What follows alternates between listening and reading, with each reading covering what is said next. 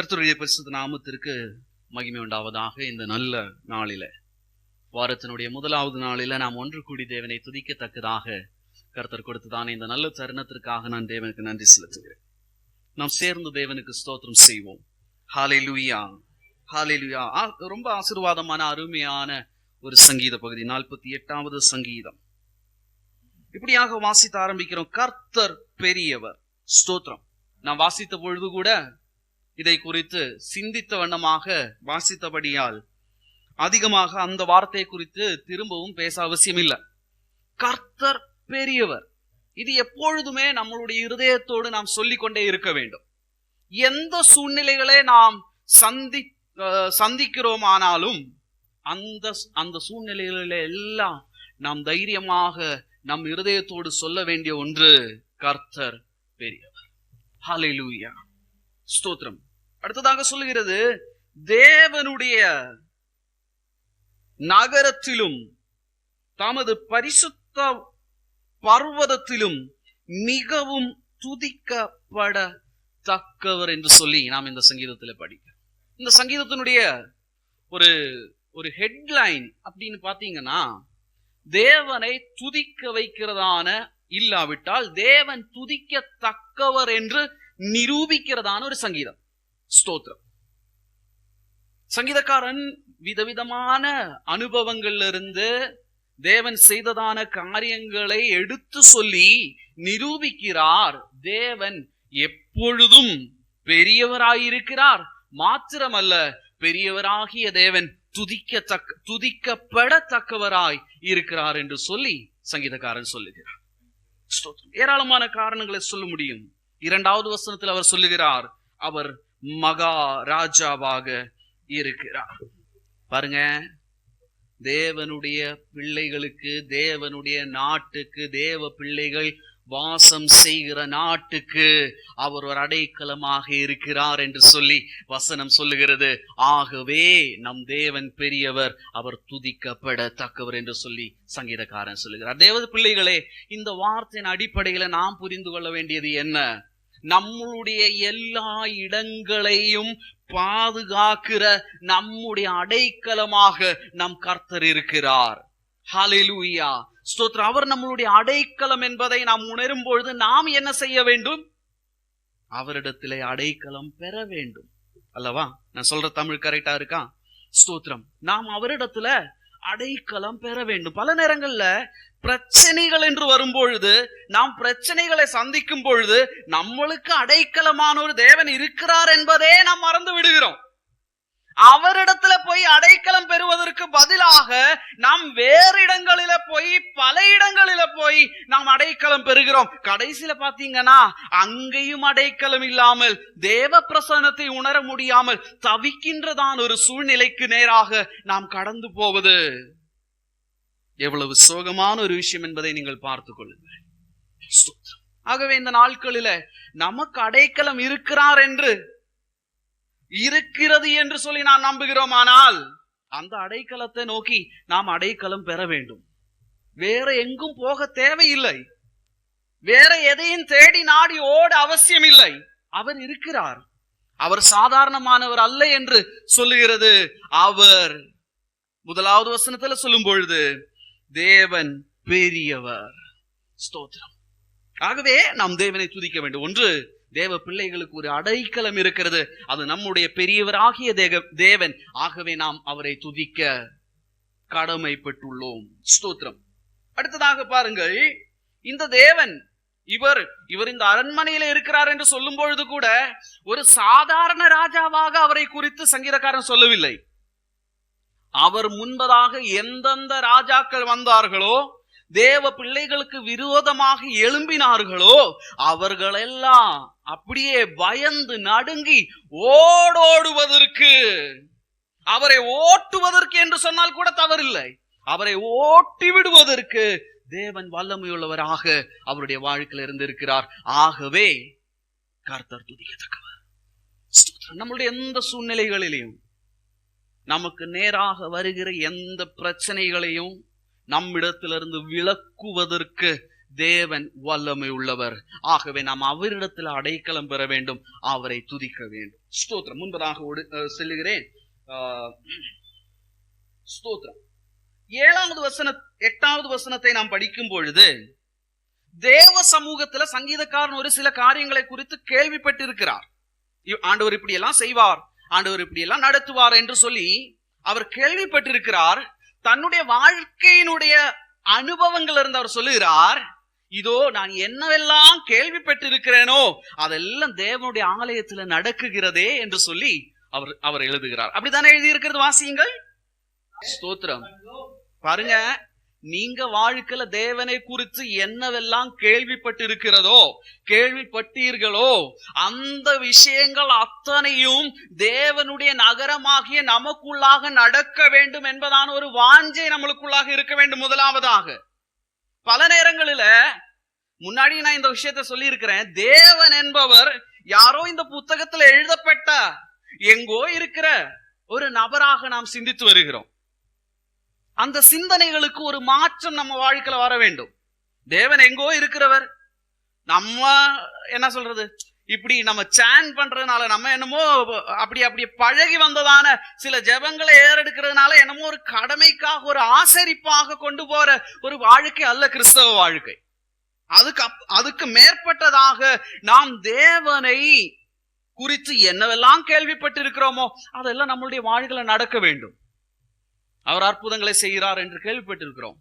அற்புதங்களை நீங்கள் உங்க வாழ்க்கையில பார்த்து கொண்டு இருக்கிறீர்களா? ஸ்தோத்திரம். அவர் விடுவிக்கிறார் என்று சொல்லி நாம் கேள்விப்பட்டு இருக்கிறோம். அவர் விடுவிக்கிற விதங்களை உங்க வாழ்க்கையில உங்களால் அனுபவிக்க முடியுதா? சங்கீதக்காரன் சொல்லுகிறார், ஆண்டவரே நான் உம்மை துதிக்கிறேன், நீ பெரியவர். ஏனென்றால் என்னுடைய முற்பிதாக்கள் காலத்துல நான் என்னவெல்லாம் உம்மை குறித்து கேள்விப்பட்டனோ அவைகள் எல்லாம் இதோ பாருங்க என்னுடைய வாழ்க்கையில இதோ உம்முடைய ஆலயத்துல நேரடியாக நடக்குகிறதே. இது நம்ம வாழ்க்கையில வர வேண்டும். அப்பொழுதுதான் தேவனை உண்மையாக நம்மளால துதிக்க முடியும். ஸ்தோத்திரம். துதியுங்கள் துதியுங்கள், ஆண்டவருக்கு ஸ்தோத்திரம் பண்ணுங்க, இன்னும் கொஞ்சம் சத்தமா அப்படின்னு சொல்ல வைக்க தேவையில்லை. நான் எப்பொழுதெல்லாம் அவருடைய ஆலயத்துல அவருடைய நன்மையை பார்த்து ரசிக்கிறேனோ, அவருடைய அந்த அந்த அந்த கூட வருகிற அந்த அனுபவத்தை நான் என்னுடைய வாழ்க்கையில அனுபவிக்கிறேனோ, அப்பொழுதெல்லாம் நான் தெரியாமலே எனக்கு யாராவது நிறுத்த விரும்பினா கூட நிறுத்த முடியாத அளவுல நான் தேவனை துதிக்க முடியும். எப்பொழுது? நான் அதை என்னுடைய வாழ்க்கை அனுபவிக்கும் பொழுது. ஆகவே இந்த நாட்கள் நம்மளுக்கு என்ன தேவை? தேவனை குறித்துள்ள அனுபவங்கள் நம்மளுக்கு தேவை. கேள்விப்பட்டதான காரியங்கள், முற்பிதாக்கள் காலத்துல தேவ சபையில நடந்தது என்று சொல்லி நாம் கேள்விப்பட்டதான காரியங்கள் இந்த நாட்களில நமக்கு நம் வாழ்க்கையில நம் சபையில நடப்பது தேவை, அவசியம். அர்ப்பணிக்க வேண்டாமா? ஜெபிக்க வேண்டாமா? அப்பா, இந்த நாட்கள்ல நாங்கள் அதை பார்க்கணும். கேள்விப்பட்ட ஒரு கெட்டு கதை என்று சொல்லுவோம் மலையாளத்துல, ஒரு கிழவி கதையாக அல்ல, தாத்தா பாட்டி சொல்லி வச்சதான ஒரு கதையாக அல்ல, அதுக்கு மேலாக நாங்கள் என் கண்ணால, யோவான் சொல்லும்போது சொல்லுகிறான், நாங்கள் எங்களுடைய கண்ணால கண்டது, எங்களுடைய கரங்கள் தொட்டது, நாங்கள் அனுபவித்த இந்த அன்பை குறித்து சொல்லும் பொழுது இருக்கிற அந்த ஒரு ஆசீர்வாதம் பாருங்க, அது மற்றவங்களை தொடும். நீங்க போய் நீங்க வாங்க, ஓடி வாங்க, இப்படி வாங்க, ஆண்டவர் செய்வாருங்கன்னு சொல்ல தேவையில்லை. உங்க வாழ்க்கையில் ஆண்டவர் செய்யற நன்மைகளை மற்றவர்கள் பார்க்கும் பொழுது அவர்கள் சொல்லுவார்கள், இதோ இவர்கள் மத்தியில உயிர் உள்ள தேவன் இருக்கிறார், நாமும் போவோமே அந்த தேவனை ஆராதிக்கும்படியாக. ஸ்தோத்திரம். ஆகவே இந்த நாட்கள்ல கேள்விப்பட்டவைகள் நம்மளுடைய வாழ்க்கையில நடக்க வேண்டும். சங்கீதக்காரனுடைய வாழ்க்கையில ஆண்டவர் அப்படி செய்தார். ஆகவே அவர் சொல்லுகிறார், இதோ நான் இதெல்லாம் பார்த்தேனே, என் கண்ணார பார்த்தேனே, ஆண்டவர் பெரியவர், நான் அவரை துதிக்கிறேன் என்று சொல்லுகிறார். அடுத்ததாக அவர் சொல்லுகிறார் 10வது வசனத்துல பாருங்க, அவருடைய நியாய தீர்ப்புகள் இவருடைய வாழ்க்கையில சந்தோஷத்தை ஏற்படுத்துகிறது. பல நேரங்களில் தேவனுடைய நியாய தீர்ப்புகள் தேவ பிள்ளைகளுக்கு சந்தோஷத்தை பார்க்கிலும் மிகுந்த வேதனையை கொண்டு வருகிறது. அந்த ஒரு நிலைமைக்கு ஒரு வித்தியாசம் வர வேண்டும். பல நேரங்களில் செய்யக்கூடாதுன்னு ஆண்டவர் சொல்றது நம்மளுக்கு கஷ்டமா இருக்குது. இப்படி செய்யாதேன்னு சொல்றது மகிழ்ச்சி. ஆமா, என் ஆண்டவருக்கு இது பிடிக்கல, நான் ஆனபடியினால நான் அதை செய்ய மாட்டேன் என்று மகிழ்ச்சியோடு சொல்லுகிற ஒரு காரியத்தை பார்க்கல. இப்ப நாளுக்கு ஐயோ இந்த ஆண்டவர் இப்படி செய்யக்கூடாதுன்னு சொல்லி இருக்கிறாரே, கஷ்டமா இருக்கே அப்படின்ற மாதிரி எடுக்கிற ஒரு காலத்துக்கு வந்திருக்கிறோம். யோசிச்சு பார்த்திருக்கீங்களா? முன்னாடி எல்லாம் தேவ பிள்ளைகளுக்கு இது அழகு இல்லை என்று சொல்லும் பொழுது, ஆமாப்பா இது உமக்கு பிடிக்காத ஒரு காரியம், நான் செய்ய மாட்டேன்னு ரொம்ப வைராக்கியமா சந்தோஷமா ஆண்டவரோடு இருக்கிற அன்புல நம்ம என்ன செய்வோம், அவைகளை விட்டு விலகுவோம். தேவனுடைய நியாய தீர்ப்புகள் நம்மளுடைய வாழ்க்கையில சந்தோஷத்தை கொண்டு வரணும் பிரியமானவர்களே. அந்த சந்தோஷத்தை எப்ப அனுபவிக்க முடியும்? இப்ப சொன்ன மாதிரிதான், அவர் மீது எனக்கு பெருகி வருகிறதான இன்பம், அன்பு, ஆசை, ஸ்தோத்திரம். அவருடைய இஷ்டத்தை எல்லாம் செய்து முடிப்பதற்கு எனக்கு தேவையான ஒரு மகிழ்ச்சியை கொடுக்கிறது. கர்த்தருக்குள் மகிழ்ந்திருப்பது நம்மளுடைய ஒரு பழக்கமாக மாற வேண்டும். உம்முடைய இஷ்டம் தான்ப்பா என்னுடைய இஷ்டம். நம்ம பல நேரத்துல நம்மளுக்கு பிடிச்சவங்களுக்குன்னு என்னெல்லாம் செய்யறோம். பல நேரங்களில் பர்த்டே வந்துட்டா நம்ம அவங்களுக்கு பிடிச்ச கலர்ல கேக் வாங்க பாக்குறோம், அவருக்கு பிடிச்ச டேஸ்ட்ல பிரியாணி செய்ய பாக்குறோம். நம்மளுக்கு பிடிக்கலன்னா கூட அவங்களுக்கு அது பிடிச்சிருக்குன்னு சொல்லி அவங்க மேல நம்மளுக்கு இருக்கிற அன்பினால நம்ம அப்படி செய்யறோம். பிரியாணி பிடிக்காதவங்கள பிரியாணி செய்வாங்க. இல்ல ஒருவேளை அவர் வெஜிடேரியனா நம்ம என்ன செய்வோம், நம்ம நான்வெஜ் ரொம்ப விரும்பி சாப்பிடுறவங்கன்னா கூட அன்னைக்கு ஒரு நாள் வெஜிடேரியன் செய்வோம். ஏன்? எனக்கு அவர் மேல அன்பு, அந்த அன்பை நான் உங்களுக்கு வெளிப்படுத்தணும், அதை அவருக்கு புரிய வைக்கணும் அப்படின்றதுக்காக. தேவன் மேல அன்பு இருக்குமானால் தேவனுக்கு பிடித்ததை நாம் செய்யாமல் இருப்போமா? தேவனுக்கு பிடித்தது தானே நாம் அதிகமாக செய்யும். அப்படி என்றால் தேவன் நம்மிடத்துல இப்படி எல்லாம் வேண்டாம்பா அப்படின்னு சொல்றத மகிழ்ச்சியாக ஏற்றுக்கொள்வதற்கு நாம் தயங்கலாமா? ஒரு பொழுதும் தயங்க கூடாது என்று சொல்லி இந்த வசனத்தின் அடிப்படையில ஸ்தோத்திரம் நாம் சிந்திக்க வேண்டும். இந்த நியாய விதிகள், உம்முடைய நியாய தீர்ப்புகள் வசிங்கள் இந்த நாட்களில இது நம்மளுடைய ஒரு ஜெபமாகட்டும். தேவனுடைய நியாய தீர்ப்புகள், தேவன் ஒரு சில காரியங்களை இதுதான் வேணும், இப்படிதான் இருக்கணும், இப்படி இருக்கக்கூடாது என்று சொல்லும் பொழுது அது நம்மளுக்கு ஒரு மகிழ்ச்சியை தரட்டும். அதுல களி கூறுகிற ஒரு பழக்கம் நம்மளுக்குள்ள வரட்டும். அதற்கு விரோதமா போகாம, அதுக்கு எதிரான இப்ப இருக்கிற நிறைய இந்த வாலிபர்கள் மத்தியில எல்லாம் பேசும்பொழுது இருக்கிற பெரிய பிரச்சனை என்னன்னா, ஒரு விஷயத்த ஆண்டவர் செய்யக்கூடாதுன்னு சொல்லி இருக்கிறாருன்னா செய்யலாம் என்கிறதான ஒரு 10 வசனத்தை எங்கேயாவது அதுக்கு சம்பந்தம் இல்லைன்னா கூட தேடி பிடிச்சு வர்றது.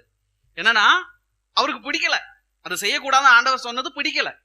அப்ப அதுக்கு விரோதமா வேதத்திலேயே 10 வார்த்தை எங்கேயாவது தேடி அதே மாதிரி பாக்குற வார்த்தையெல்லாம் கொண்டு முன்னாடி, இல்ல பாஸ்டர் இப்படி இல்லையே, வசனத்துல இப்படி கூட செய்யலான்னு இருக்குதே அப்படிமாங்க. தேவன் ஒரு விஷயத்த செய்ய வேண்டாம்னு சொன்னா, ஆமா ஆண்டவரை இது உமக்கு பிடிக்கல, நான் செய்ய மாட்டேன், ஏனென்றால் நான் உன் மீது பிரியமாயிருக்கிறேன், நீர் என்னுடைய நேச மணவாளன் என்று சொல்லி அவரை ஏற்றுக்கொள்ளுகிற ஒரு பழக்கம் நம்மிடத்துல, அது களி கூர்ந்து ஏற்றுக்கொள்ளுகிற ஒரு பழக்கம் நம்மளுக்குள்ள வர வேண்டும்.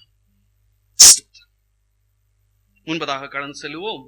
இப்படி இருக்கிற பிள்ளைகள் 12வது 13 வசனங்களுக்கு செல்லும் பொழுது என்ன செய்ய வேண்டும் என்பதை சொல்லுகிறது. முதலாவது 9வது வசனத்தை வாசிப்போம். நம்முடைய வாழ்க்கையில நாம் செய்ய வேண்டியதான ஒரு காரியம், தேவன் மீது இந்த அளவில் அன்புள்ளவர்கள் செய்ய வேண்டியதான ஒரு காரியம், தேவனை குறித்து சிந்திக்கிறதான ஒரு பழக்கம் நம்மளுக்குள்ளாக இருக்க வேண்டும். தேவனை குறித்து, தேவ காரியங்களை குறித்து, தேவ ஆலயத்தை குறித்து, விசுவாச வாழ்க்கையை குறித்து, இன்னொரு நபருடைய வாழ்க்கையில விசுவாசத்தை உண்டு பண்ணுவதற்காக நான் என்ன செய்ய வேண்டும் என்பதை குறித்து எத்தனையோ காரியங்கள் தேவனை சார்ந்ததாக நாம் சிந்திக்க இருக்கிறது.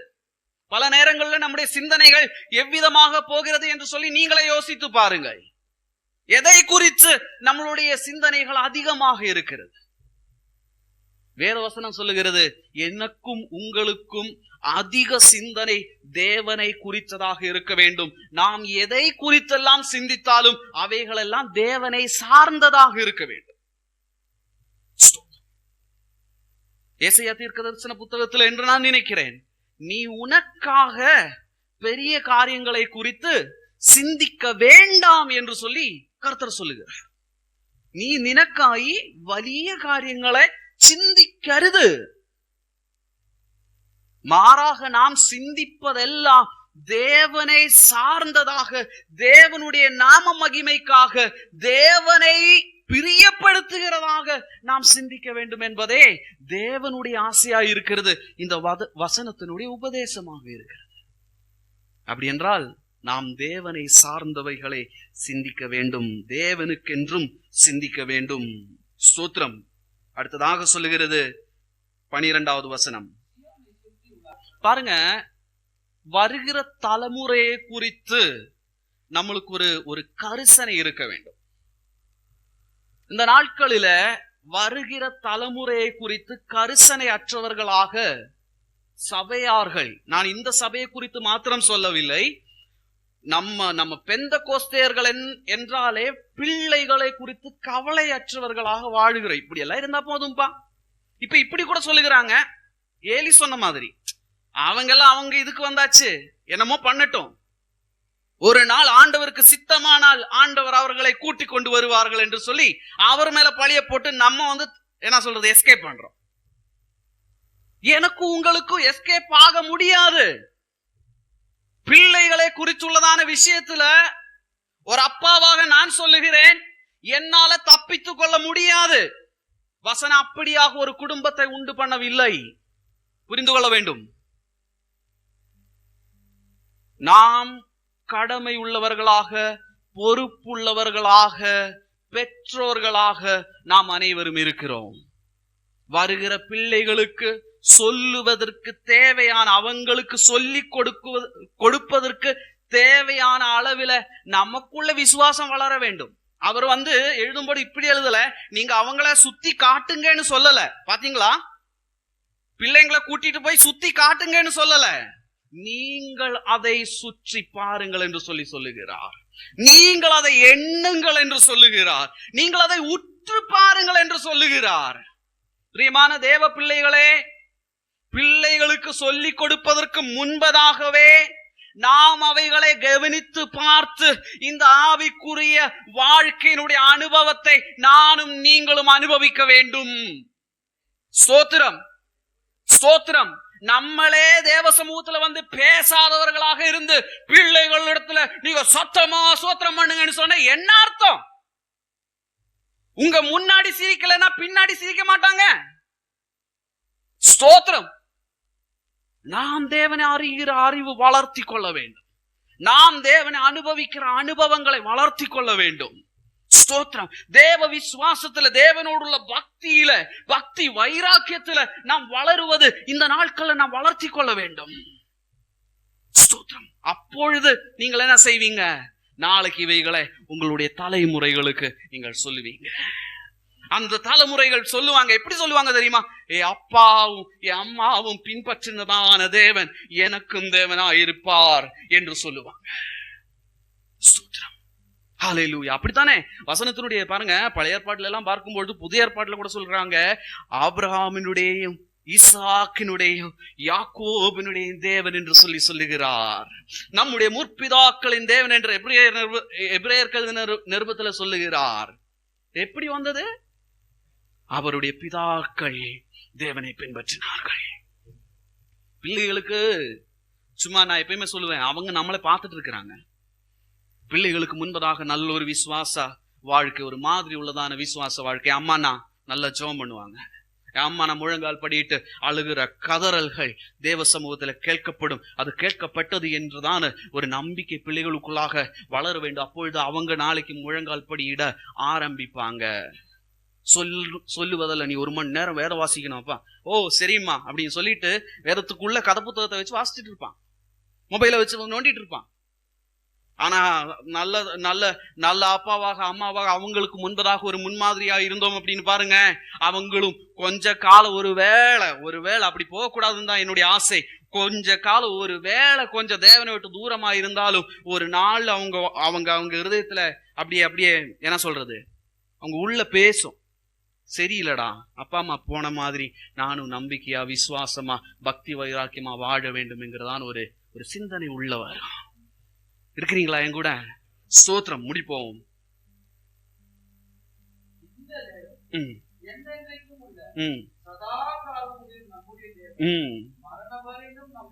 இந்த தேவன் சதா காலங்களிலும் உள்ள நமது தேவன்.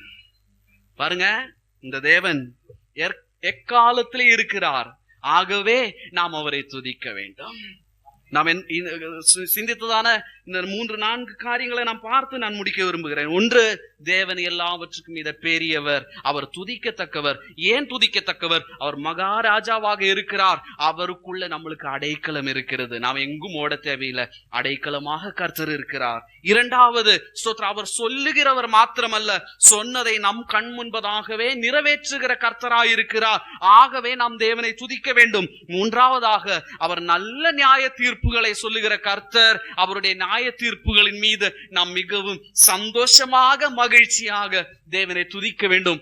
நான்காவதாக, அவர் சதா காலங்களிலும் நம்முடைய தேவனாய் இருக்கிறார். மரண பரியந்தம் நம்மை வழிநடத்த, ஒரு புதிய ஏற்பாடு விசுவாசியாக இன்னும் கொஞ்சம் முன்னாடி போய் சொல்றேன், மரணத்திற்கு அப்புறமும் நித்தியத்திலும் நம்மை வழிநடத்த நம் கர்த்தர் போதுமானவராய் இருக்கிறார். அவர் பெரியவர். அவரை துதிப்போம், அவருக்காக நாம் வாழுவோம். இந்த வார்த்தைகளினாலே கர்த்தர் நம்மை ஆசீர்வதிப்பாராக.